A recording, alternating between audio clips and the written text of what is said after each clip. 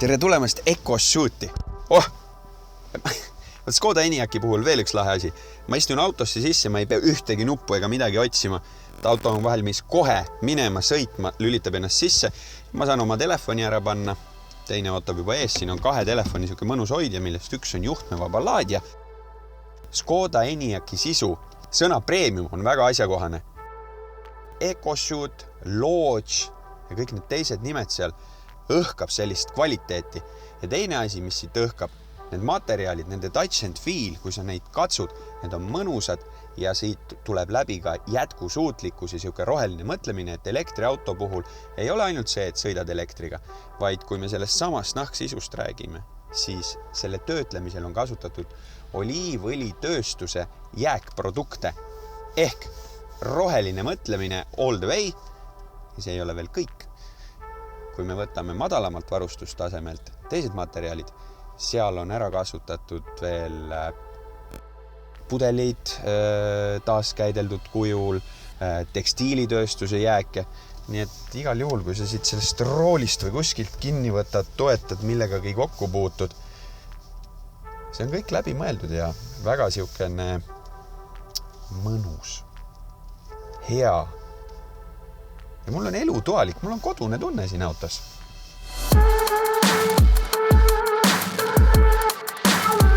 Škoda Enyaq on tagaveoline. Saab ka 4-veolisena, aga see versioon, millega meie sõidame ja mis, ma arvan, hakkab ka olema enim müüdud, on tagaveoline. Tagaveolisel on sõidul omad eelised. Näiteks, kui sa kiirendad kogu see jõud, mingisugune üle 300 newtoni, mis siit elektrimootorist tuleb, suunatakse maha. Sul ei teki siukest alajuhitavuse efekti. Siis on tagaveol veel üks väga oluline eelis. Tagaveoline auto manööverdab paremini ja linnas tuleb see väga hästi esile. Näiteks teeb Škoda Enyaq ringi, sama väikse ringi, kui temast meeter lühem Citygo.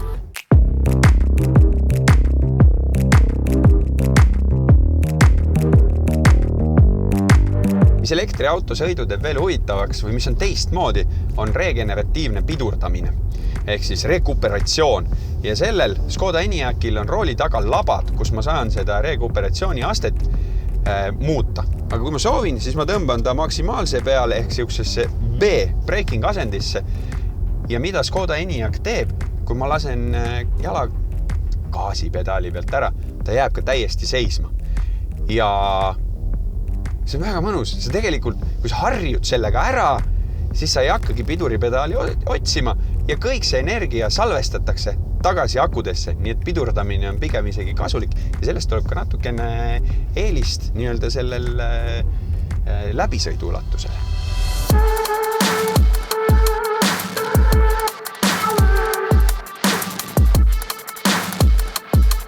Andres, ma tegin selle autoga ja siin esmatutvuse ära. Mida ma kohe märkan? Minu ees on siuke pisikene ekraan ja siin on jõhker tahvelarvuti. Et millest see kontseptsioon? Škoda on nüüd Enyaqiga läinud seda lihtsustamise teed pidi, et sinna ette ekraani peale on pandud ainult selline kõige olulisem ja minimaalsem info. Et elektriautol ei ole sellist asja nagu tahomeetri näitu vajalikku, ei ole vaja vaadata palju sul jahutusvedeliku temperatuur on, kõik see info on ära korjatud ja sinna keskel ongi õlirõhk mind ka absoluutselt juhita. Ja temperatuur. Et kõik see informatsioon on sealt ära korjatud ja jäetud siis hästi minimaalne info, mis sul sõiduks vajalik on. Aga samas on mul liitreaalsusega siukene head-up display, kus siis kuvatakse mingisugused asjad minu ette ja see liidetakse kokku lausa päris maailmaga. Just, et see võlusõna ongi see liitreaalsus, et tavalised head-up display'd, need on juba päris kaua kasutuses olnud, aga selle auto puhul on siis tehtud seda uuendust, et autole head-up display'le on lisatud liitreaalsus, mis sisuliselt tähendab seda, et kõik need igasugused hoiatused, suunamärgised, kõik see kuvatakse sinule sellisel kujul esiklaasile, et sa näed, et need on kuskil seal kaugel ees ja need mitte ei ole seal ees, vaid need liiguvad siis ka reaalajas vastavalt sellele, kuidas sina liigud. Enne kui ma hakkan kuhugi navigeerima, ma nagu hea meelega sätiksin salongis igasugused asjad paika. suur, no see on tõesti suur ekraan, on ju. Niisugune korralik tahvelarvuti. Kõik siuke tavapärane on siin kindlasti sees, mul on võimalik oma telefon sellega ära ühendada, muusikat kuulata ja siin on veel väga mõnus siukene juhtmeta telefoni laadimise koht, mis hoidik ei jookse see telefon ringi ega midagi. Aga mis on siuksed, hakkavad laadima. Mis on siuksed nagu teistmoodi või erilised asjad, mis selle ENIAC-i puhul nagu välja tooks?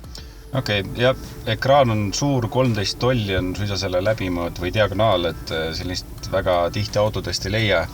Aga õnneks kõik ei ole nagu ka puutetundlik, et selle auto puhul ongi siis mindud ka seda teed, et siin all on selline füüsiliste nuppude rida ka, et sõidurežiimid, parkimisabi, kliima. Ja, kliima, et kui nüüd seda kliimasüsteemi vaadata, siis siin on tehtud mõned asjad nüüd uut moodi. No mul esimene küsimus on tegelikult selline, et enne kui sina siia autosse sisse istusid, siis sinu koha peal oli üldse kiri Eco. Jah, sinul oli 19 kraadi, minul oli Eco. Elektriautol on iga elektron ülioluline ja sellepärast ei kulututa liigset energiat ka soojendamise peale. Ehk kui istmete peal keegi ei istu, siis neid kohti nii suure hooga ei soojendata, vaid sina istud oma rooli taga, sina saad selle põhisooja enda peale. Tulen mina autosse, siis tuleb soojendus ka mõnule peale. Me oleme sellises elame nutimaailmas, nutikliima. Just. Nutikliima on siis tehtud inimestele elu nagu veel lihtsamaks. Et on neile ette kirjutatud, kui sa tahad jalgade soojendamist saada või käte soojendamist, siis vajute lihtsalt nupu peale. No ma teen endal jalad natuke soojemaks. Ja nüüd sa näed, et hakkab selline roheline stopper hakkab jooksma ja auto teeb sinu eest kõik selle süsteemi ära. Keerab kõik õhuvoo alla jalgade peale, paneb sinna maksimaalse soojuse peale ja kütab siis umbes nii kaua, kui sul peaks olema soe. Ja ta ise läheb siis nagu peale seda tavapärases režiimi, aga kui ma tahan, siis ma saan selle ära ühistada.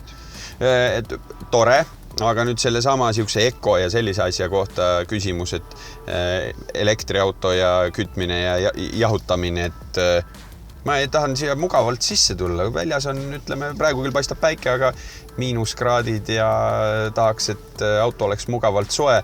Nüüd on seal Eco, abikaasa tuleb, istub siia kõrvale, ta istub külma autosse.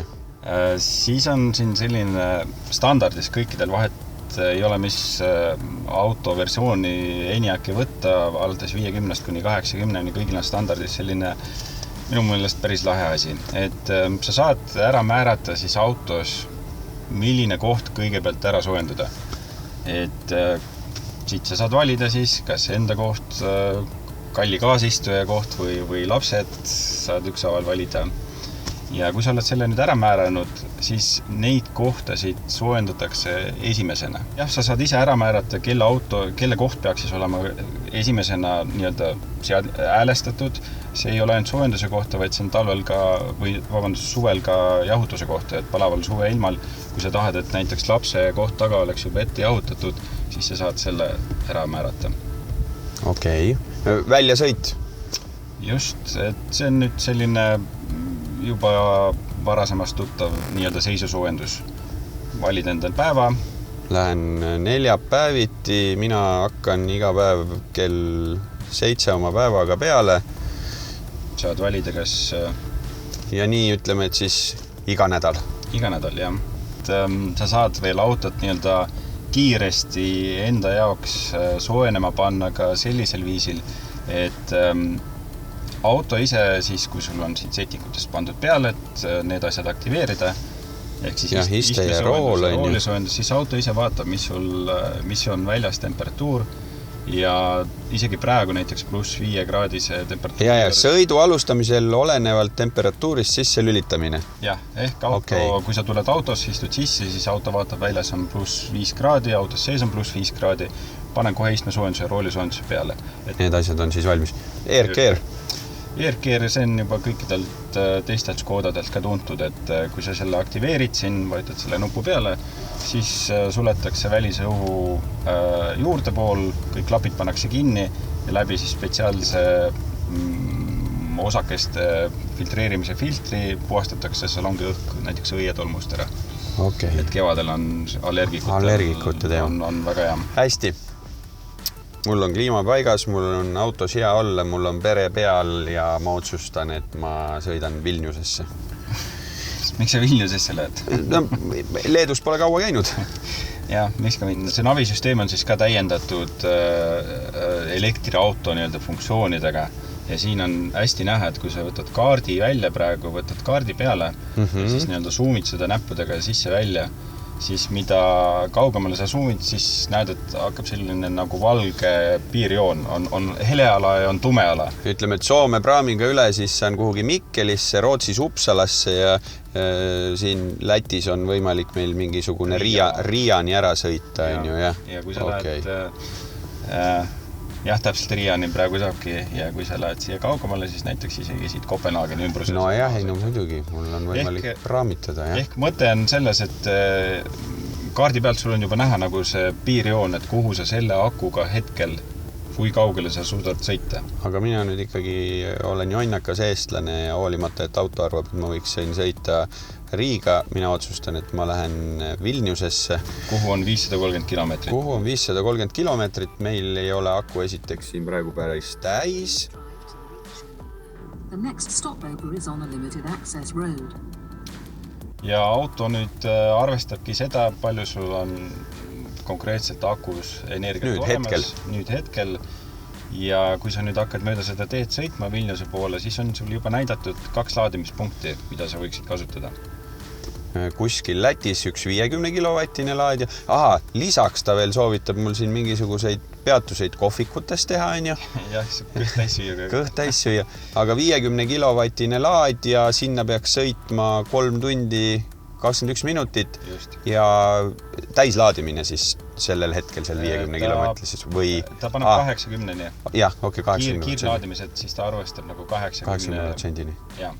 Ehk et sa sõidad aku suht tühjaks, esimene peatus on sul siis Tunte, ma ei tea, kuidas see hääldama peab, seal on 50 kilovatine laadimine, aga sa võid valida ka hiljem siis 350 Ioniti võimsus, 350 kilovatise Ioniti võimsusega laadija, mis on siin juba menüüs ära toodud.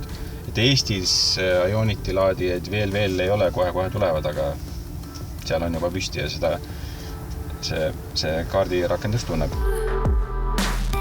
Paljud küsivad, et IV, et tavaliselt on ikka EV, et elektriauto, electrical vehicle, IV, see on ju intelligent vehicle, ehk siis nutiseade.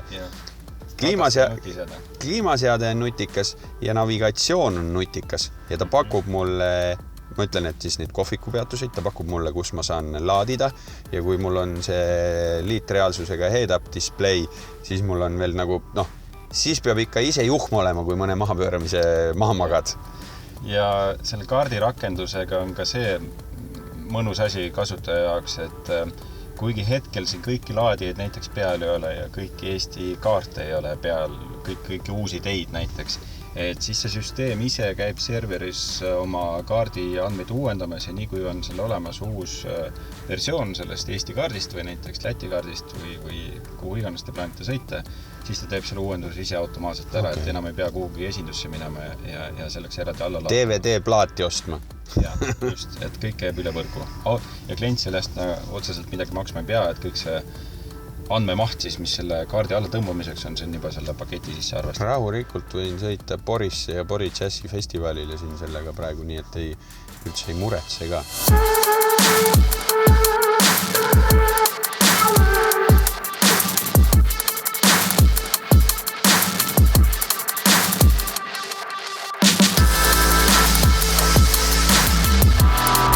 Seda suurt puuteekraani on väga mugav kasutada ka sõidu ajal, sellepärast, et see väike disaini element ei ole siin mitte ainult ilus, vaid see on ka praktiline. Üks sõber ütles naljaga pooleks, et see on nagu hiirepadi. Sa toetad oma käe siia ja sa saad rahulikult siin menüüdes ringi surfata. Ja volüümi kruttimiseks, kui sul oled tükene klassikalise nupumees, siis on rooli peal selle jaoks rullik. Aga siin on ka liugur, siukene puuteplaat.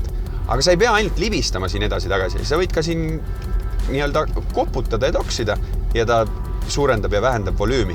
Ja see sama puuteala siin on jällegi nutikas, nii nagu Škodalle kõik asjad kohased. Et kui sa oled kaardi peal ja paned siia 2 sõrme, siis see on kaardi sisse ja välja zoomimiseks. Nii et see sama liugur paned siit volüümi endale, on ju, või zoomid kaarti sisse välja.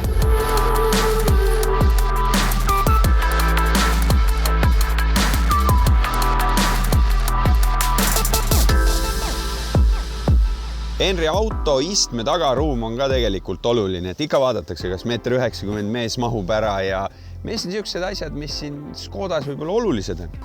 Niisugused uuendused on silmaga näha ja käega katsuda tegelikult. Et sul on telefon käes. Uue asjana ongi see, et telefoni jaoks on tehtud eraldi niisugune tasku sinna.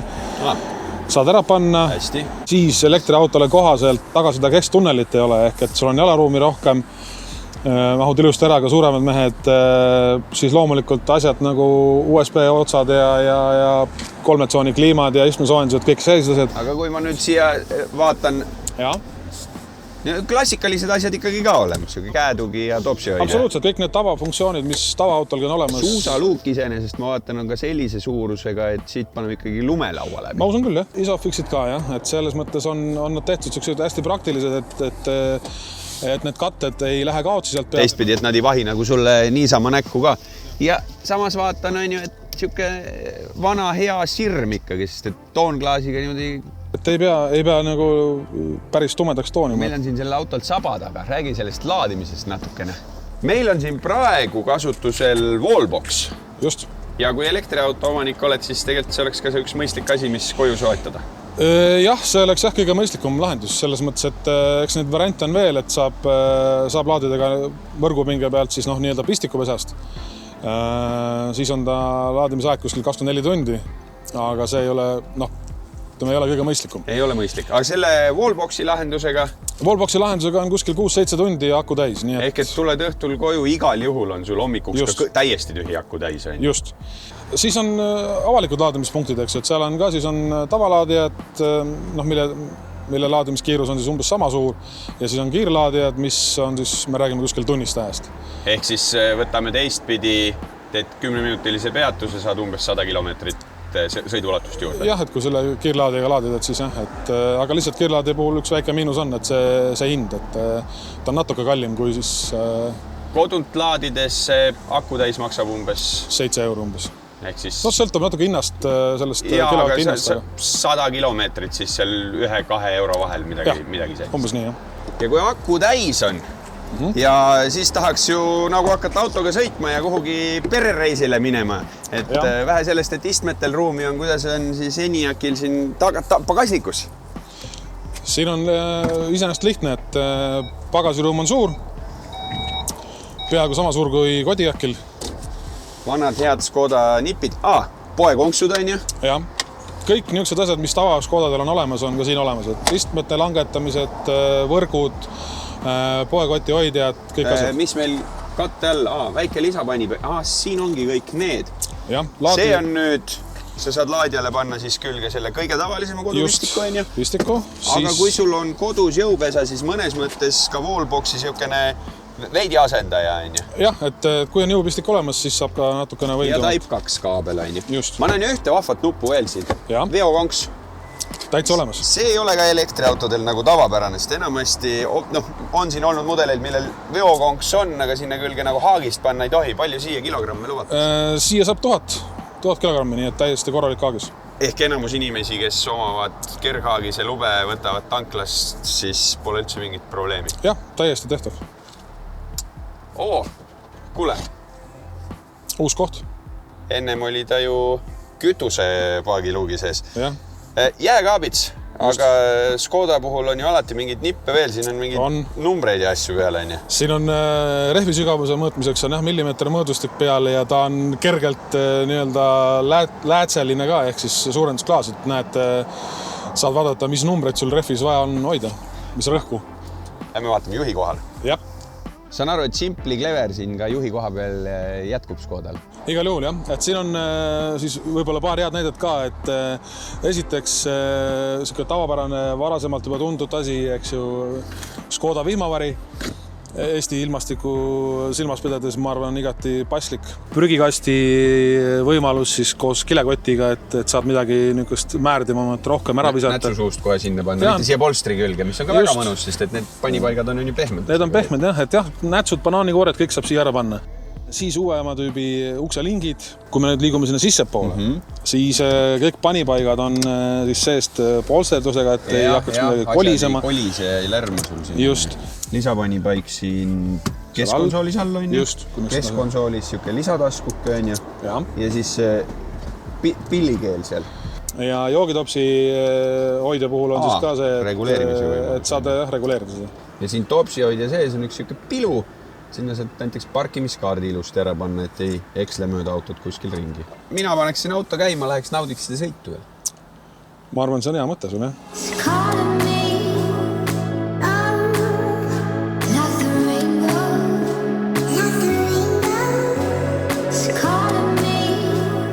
Hendrik, mina olen nüüd ENIAC-iga tegelikult saanud sõita 1000 kilomeetreid ja minu jaoks on see ühtepidi olnud hästi meeldiv, et mul põhimõtteliselt ei ole sellega kaasnenud mitte mingisuguseid kulusid, sest ma olen sõitnud teie tema autoga. Välja arvatud see, et ma olen kodus teda siis mingid korrad laadinud, proovinud ka, kuidas see kiirlaadjas käib. Aga tahes tahtmata üks küsimus tuleb kogu aeg. See tuleb minul, see tuleb mul sõpradel ja olen üritanud seda ise ka kuidagi selgitada. Aga elektriauto versus sisepõlemismootoriga auto, ta on kallis. Jah, et see on nüüd üks selline aspekt, mida vaadata, kui tõesti seda hinda vaadata. Siis jah, sisepõlemismootoriga autodega võrreldes elektriauto natuke kallim on, aga kui nüüd vaadata pilti laiemalt, siis tegelikult kui jälgida neid terve liisinguperioodi peale neid kogukulusid nagu kokku, siis elektriautoga liiklemine tuleb tegelikult soodsam. Et kui näiteks võrrelda selline võtta nagu läbisõiduks selline tavapärane 20 000. Minul on ka, võib-olla tooks sellise näite siis, et Škoda mudelirivi, mulle iseenesest nagu ENIAC oma suuruse ja kõige poolest sobib. Sisepõlemismootoriga ekvivalent võiks ju olla Kodiaq, on ju. Ja kui ma vaatan Kodiaqi mingisuguses sobivas varustuses ja kui ma vaatan ka seda Kodiaqi niimoodi, et mis mulle siis nagu liisingu kuumaksena sobiks, see hind on kuskil 35 000 juures. Nüüd ENIAC on ikkagi 10 000 kallim, aga ma saan aru, et see pilt ei ole seal ainult nüüd see pelgalt liisingu kuumakse, ma peaksin mõtlema oma nii-öelda igasugu muudega. Ta võib olla jah, nagu kallim selles mõttes, et eks see hinnatase algab ka sealt 35 eurost, aga põhimõtteliselt jah, et õigus, et ta võib olla tõesti kallim. Aga nüüd jah, nagu kui võtta nüüd see kogukulu nagu kokku, eks ju, et kuhu siis kuuluvad, eks ole, kindlustused, liisingumaksed, kütusekulu. No hooldus muidugi. Ja hooldus. Ehk et siis, kui neid numbreid vaadata, siis tegelikult tänu sellele, et elektriautol need hoolduskulud on väiksemad ja seda teostatakse harvem, kulud kütusele sisuliselt puuduvad, et siis tegelikult see vahe, nüüd kui võrreldagi näiteks seda Kodiaqi ja ENIAC-i omavahel, on tegelikult aastas kuskil 2300 eurot. Ja seda siis elektriauto kasuks? Elektriauto kasuks, just. Et see on selline trump, mida tegelikult paljud inimesed veel ei ole avastanud, aga ma usun, et see kaalub üles selle mõningase hinna erinevuse.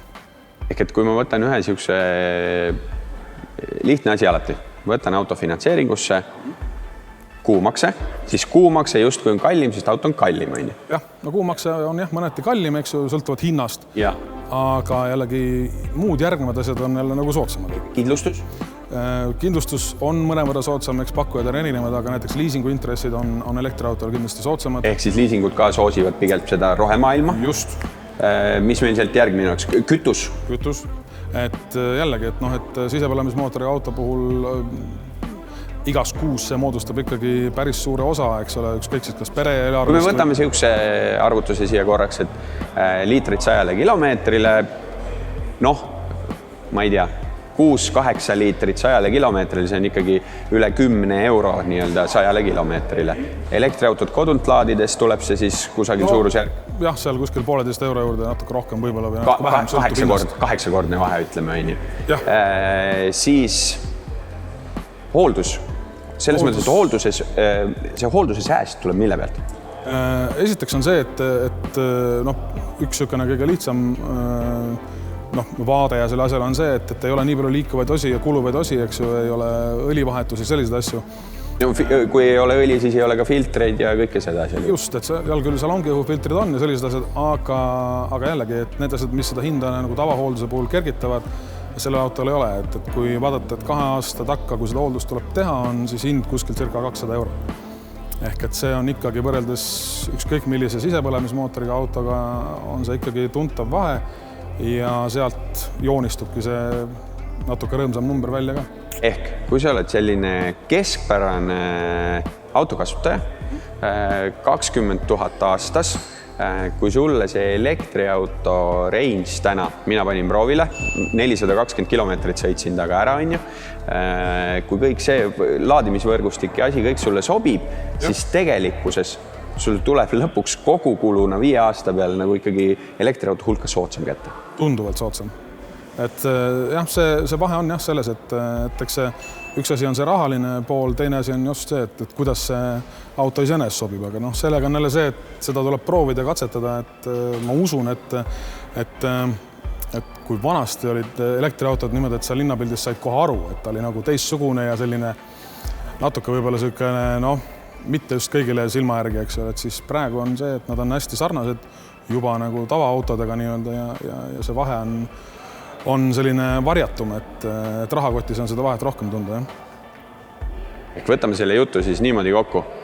Kui sa oled juba välja vaadanud, et sulle just kui see elektriauto sobiks, sul see olemus, kõik on hästi, siis ära ei jää ainult sinna nagu auto hinda kinni, vaid arvesta veel siis liisingu intress, väikene asi on ju, kindlustus pisukene asi, aga hooldus ja just siis nii-öelda see kütusekulu ja selle pealt kokku sulle 5 aasta peale tegelikult kõigil lihtne endale üks Exceli tabel teha piltlikult. Jah, et meie oleme siin oma keskis natuke seda arvutanud, et jah, nagu mainisin, et umbes 20 000 aastal läbisõidu juures see võit aastas võiks olla kuskil 2300 euri umbes. Et lihtne. See vast paneb mõtlema.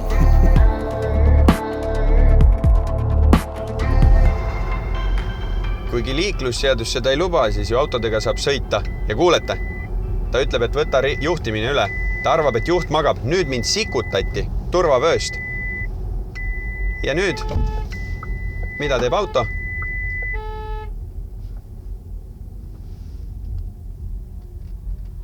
Keeres tee pealt maha. Andis helisignaaliga märku. Üritas raputada, juhti üles äratada. Ma ei reageerinud. Päris ohtlik test siin liikluses, aga samas sellist asja võib elus juhtuda. Mis on Škoda Enyaqis veel hästi teinud, et kuigi siin on suur puuteekraan, siis on alles jäetud füüsilised nupud, kus sa saad kiiresti valida näiteks sõidurežiimi või parkimisassistenti, kohe minna kliimaseadetesse. Ja mis on nagu eriti lahe just selles puuteekraanis endas, kui me oleme harjunud oma nutitelefoni seadistama oma koduekraane nii-öelda selliseks, nagu me tahame, et need ikoonid oleks selles järjekorras, nagu meie soovime. Kui sina tahad, et see õiguslik teave oleks siin ees, sa nihutad selle sinna ette, on ju. Aga kui sind huvitab rohkem näiteks seisukliima asjad, nihutad selle siia esimeseks. Ja see ei ole nagu ainus selline muutmise võimalus. Siin ekraani alumises servas on 3 nii-öelda kiirvalikut, sinu lemmikud. Siin on hetkel seadistatud kohe lülitus nii-öelda sisekliimale, siis muusikamenüüsse minek ja üks, mis on vaba, hoiad sellel peal või kui sa neid teisi muuta tahad, siis sa saad samamoodi. Ja minule näiteks meeldib kiiresti panna muusika vaikseks, siis ma valin selle shortcuti endale siia. Lisaks on võimalik seda ekraani käeviipega juhtida, siin 2 ekraani vahetada. Ja kui ma rääkisin ennem sellest seadistamisest, siis siin on veel võimalik erinevaid shortcutte lisada. Kiiresti näiteks jõukene navigeerimise lisa endale siia tuua või. Ja samamoodi on sellel teisel ekraanil, mida ma siin viipega, et siin on hetkel telefon, aga võib-olla ma tahan siia midagi muud. Viskame selle minema ja mul on võimalik siia kõik see ekraan oma soovi järgi kohandada.